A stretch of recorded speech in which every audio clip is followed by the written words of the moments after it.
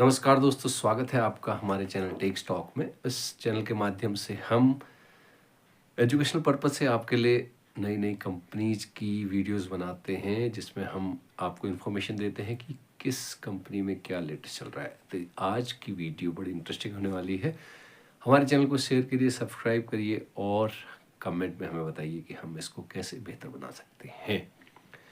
आजकल जो मार्केट में चल रहा है वो अडानी के शेयर्स हैं। एक बार लगभग 15 से 20% नीचे आ चुके हैं पिछले 4-5 दिनों में। तो एक्चुअल में प्रॉब्लम क्या हो रही है अडानी के शेयर्स में। तो अडानी के जो शेयर्स में है, जो अडानी के जो डेट बॉन्ड्स हैं, उनमें यूएस में लोगों ने पैसा लगा रखा है। तो अब ये वहाँ पे इसमें एक बात आई है कि इन्होंने जो भी यूएस में डेट फंड्स में जो पैसा इन्होंने इकट्ठा किया है अदानी ने, उसमें बात आ रही है कि कुछ इन्होंने घूसखोरी या ब्राइब देने की कोशिश की है। तो वहाँ के एक डिस्ट्रिक्ट कोर्ट ने इनके खिलाफ ये मामला दर्ज है और उसमें इनके खिलाफ आरोप तय हुए हैं। अब छोटा मोटा ग्रुप नहीं है, अदानी बहुत बड़ा ग्रुप है और लगभग लगभग 7 से 8 कंपनियां इनकी मार्केट में लिस्ट हैं। अब जो पैसा लगा है वो इंडियन मार्केट में लगा है और इंडिया में लगा हुआ है और पैसा थ्रू यूएस लगा है। तो वहाँ पर से जो डेट फंड उन्होंने खरीदे हैं, तो जो उनके इन इन्वेस्टर्स हैं अदानी के, जो यूएस के इन्वेस्टर्स हैं, वो परेशान है कि उनका पैसा अदानी वापस कर पाएंगे या नहीं। क्योंकि जैसे ही इस तरह की कोई न्यूज़ आती है किसी ग्रुप में, वो ग्रुप हमेशा ही एक मार्केट में नीचे की तरफ जाता है। तो इस समय अदानी के शेयरों में काफ़ी उतार चढ़ाव है। कुछ जो एफ एंड ओ वाले शेयर हैं वो बढ़ भी जाते हैं कभी, क्योंकि दोनों तरफ की विषम पोजीशन है। लेकिन जो कैश के शेयर हैं उनमें भारी गिरावट देखी जा रही है। तो हमारी एक सिंपल सी अभी अदानी ग्रुप के कंपनीज में देखें तो ऐसी कोई प्रॉब्लम नहीं है, लेकिन फिर भी इन कंपनीज के शेयर से अभी दूर ही रहना चाहिए। लेकिन जैसे कंपनीज है, अंबुजा सीमेंट है, कुछ कंपनीज है जैसे एनडीटीवी है, या कुछ कंपनीज लाइक अदानी इंटरप्राइजेस, इन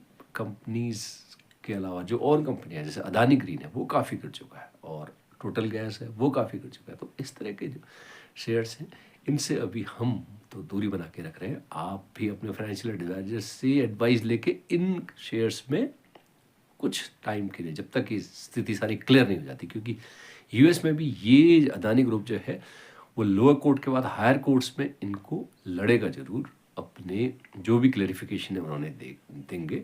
तो जो भी इनके ऊपर आरोप लगे हैं वो जब एक क्लियर पिक्चर हो जाए, तो क्योंकि जो डेट बॉन्ड्स हैं इनके, वहाँ के जो जो कर्ज वाले बॉन्ड्स हैं, जिन्होंने भी पैसा लगा रखा है, तो उनका भी पैसा इन्होंने वापस करना होता है, जिसमें एक हैंडसम अमाउंट ऑफ इंटरेस्ट देते हैं। तो इंटरेस्ट यूएस के इन्वेस्टर्स का भी है, इंटरेस्ट इंडिया के इन्वेस्टर्स का भी है। उन्होंने डायरेक्टली शेयर्स में पैसा लगा के डेट में पैसा लगाया। बहरहाल जो इनकी जो कर्ज उठाने की योजना थी वो अभी थोड़ा बहुत रुक गई है, जिस कारण इन शेयरों में कुछ दिन इस तरह की स्थिति बनी रहेगी कि ये कभी बहुत ज़्यादा नीचे गिरेंगे तो थोड़ा कभी ऊपर चढ़ सकते हैं।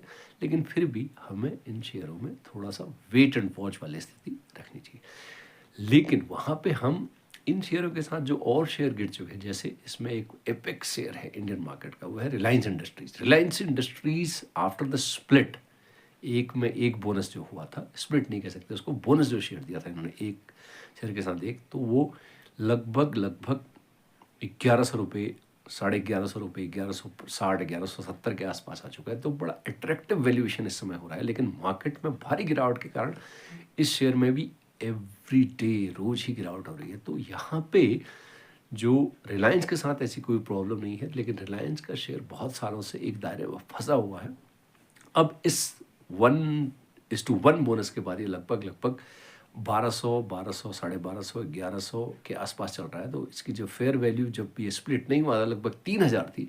तो यहाँ पे उसमें कुछ ऊपर के दायरे खुल सकते हैं। एक बार आप अपने फाइनेंशियल एडवाइजर से पूछिए और देखिए कि रिलायंस में क्या हो सकता है, क्योंकि हमको लगता है कि ये जो वैल्यूएशन है रिलायंस की, मार्केट वैल्यू और इसके जो पैरामीटर्स के हिसाब से बड़े अट्रैक्टिव वैल्यू है। क्योंकि जो रिलायंस का जो हाउस है, जो रिलायंस की जो मैनेजमेंट है, उसके हिसाब से जो इसकी वैल्यू है वो अभी बड़ी अट्रैक्टिव हो चुकी है इस गिरावट में। क्योंकि मार्केट इस समय जो जियोपॉलिटिकल सिचुएशन है और जो ये अदानी की जो प्रॉब्लम है, इस कारण जो एक पेन में है, जो मार्केट गिर रहा है, तो उसके लिए हमको इस तरह के शेयर्स ढूंढने हैं जो कि मार्केट में सदाबहार होते हैं। और जो दूसरा शेयर है इन्हीं का है जियो फाइनेंस। जियो फाइनेंस भी लगभग 310 308 रुपये के आसपास आ चुका है, तो बहुत दिनों से ये इसी दायरे में फंसा हुआ है। देखिए, इन दो शेयरों की स्टडी करिए और क्या यहाँ पे हम इसमें फाइनेंस डाल सकते हैं, यहाँ पर क्या इसमें हम निवेश कर सकते हैं, क्योंकि ये दोनों ही शेयर एक ही हाउस के हैं और दोनों जो कंपनीज का जो वैल्यूएशन है वो बड़ा अट्रैक्टिव लगता है और जो इनके जो बिजनेसेस हैं वो बड़े अट्रैक्टिव हैं, क्योंकि जो जियो फाइनेंस का जो बिजनेस है वो अभी स्टार्ट नहीं हुआ है, लेकिन जैसे ही इनको स्टार्ट का विसल मिलेगा, जैसे ही इनको म्यूचुअल फंड, ये इंश्योरेंस, फाइनेंस, हाउसिंग फाइनेंस, हर किसी में ये अपना एक दखल रखेंगे, तो देखिए जियो फाइनेंस आपको यहाँ से किस वैल्यूएशन पे ले जाके रखेगा। इसके लिए आप बहुत एक लंबा होराइजन, एक लंबा टाइम फ्रेम रखेंगे। अगर छोटा टाइम फ्रेम रखेंगे तो उसमें फिर बहुत ज़्यादा आपको ये एक एप्रिसिएशन देने की संभावना कम है। तो एक बार अपने फाइनेंशियल एडवाइजर से रिलायंस इंडस्ट्रीज लिमिटेड और जियो फाइनेंस के लिए ज़रूर पूछिए और ख़ुद भी एनालिसिस करिए और हमें कमेंट करके बताइए कि आपको हमारा आज का एपिसोड कैसा लगा। नमस्कार।